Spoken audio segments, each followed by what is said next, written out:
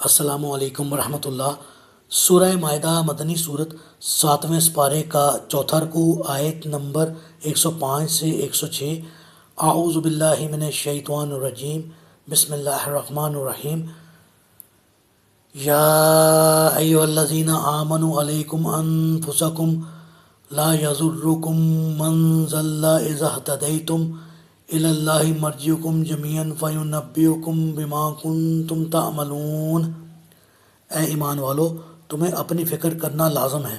جب تم خود راہ راست پر ہوگے تو کسی دوسرے کی گمراہی تمہارا کچھ نہیں بگاڑ سکتی۔ تم سب کی اللہ ہی کی طرف بازگشت ہے، وہ تمہیں بتا دے گا جو تم کیا کرتے تھے۔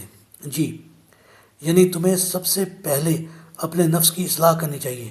یہ نہ دیکھنا چاہیے کہ دوسرا کیا کر رہا ہے، بلکہ اپنے عقائد، اپنے کردار، اخلاق و اعمال کی اصلاح کتاب و سنت کی روشنی میں کرنی چاہیے۔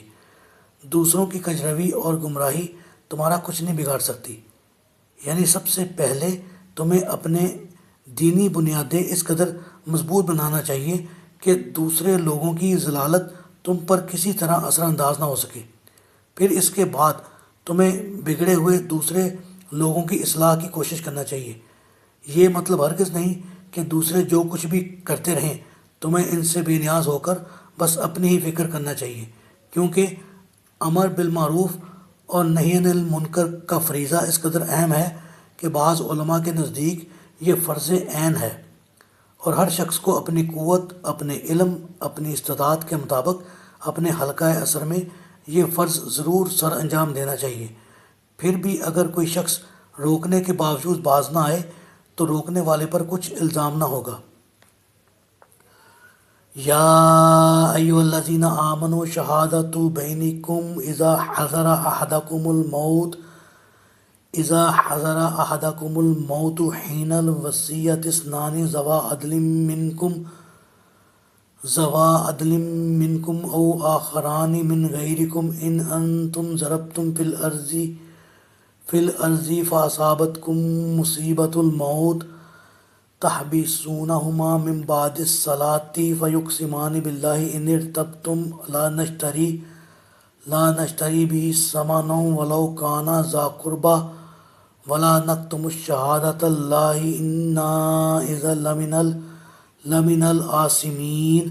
اے ایمان والو، اگر تم میں سے کسی کو موت آ جائے تو وصیت کے وقت اپنے مسلمانوں میں سے 2 صاحب عدل گواہ بنا لے، اور اگر تم حالت سفر میں ہو اور تمہیں موت آ لے تو 2 غیر مسلموں کو بھی گواہ بنا سکتے ہو۔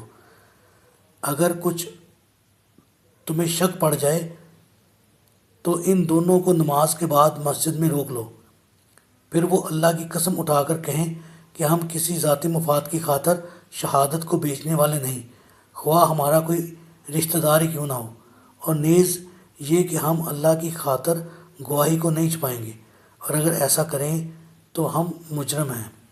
جی، سیدنا ابن عباس رضی اللہ تعالیٰ عنہ کہتے ہیں کہ بنو سہم کا ایک آدمی تمیم داری اور عدی کے ساتھ سفر پر نکلا، اور یہ سہمی ایسی جگہ مر گیا جہاں کوئی مسلمان نہ تھا۔ تمیم داری اور عدی اس کا ترکہ لے کر آئے تو سہمی کے وارثوں نے اس میں سے ایک پیالہ نہ پایا جو چاندی کا تھا اور سونے سے مرصع تھا۔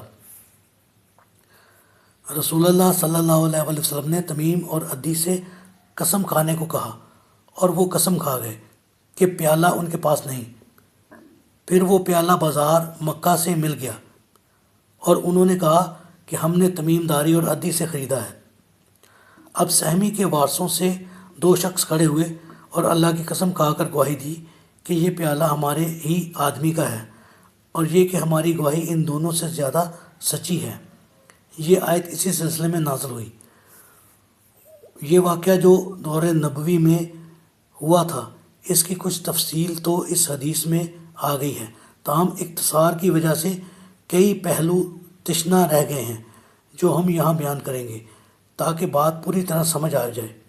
ہوا یہ تھا کہ بنو سہم کا ایک مسلمان جس کا نام بدیل تھا، اپنے 2 عیسائی ساتھیوں تمیم اور عدی کے ساتھ تھے اور ابھی مسلمان نہیں ہوئے تھے۔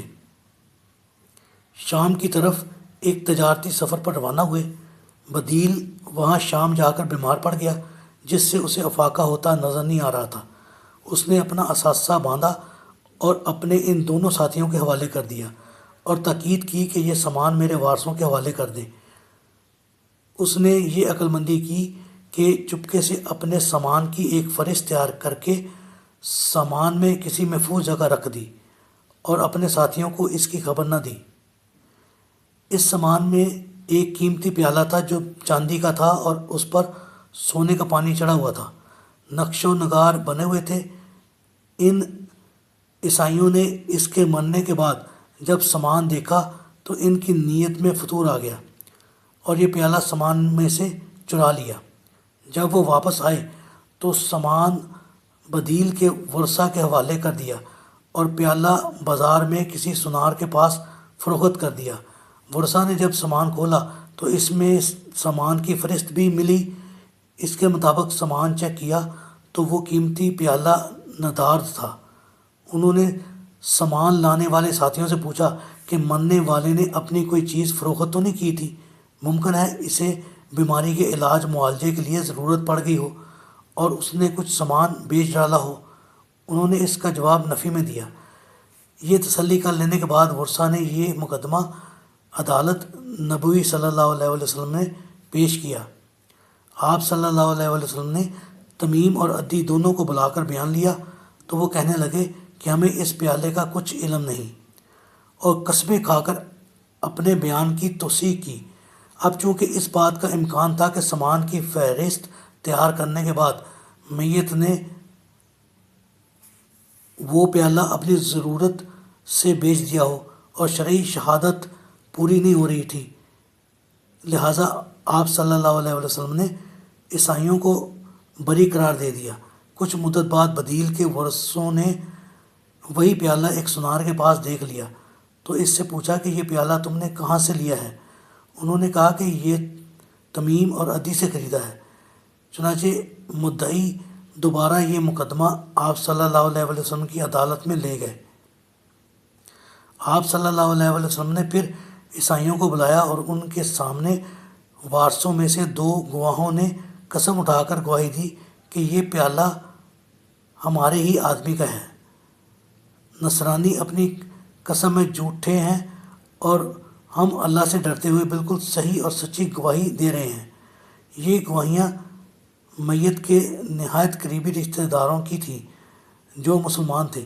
نیز یہ گواہیاں نماز عصر کے بعد قسم کے بعد مسجد میں ہوئیں، لہٰذا آپ صلی اللہ علیہ وسلم نے میت کے وارثوں کے حق میں فیصلہ دے دیا اور نصرانیوں سے اس پیالے کی قیمت 1000 درم میت کے وارثوں کو دلا دی۔ اس وقت یہ آیات نازل ہوئیں۔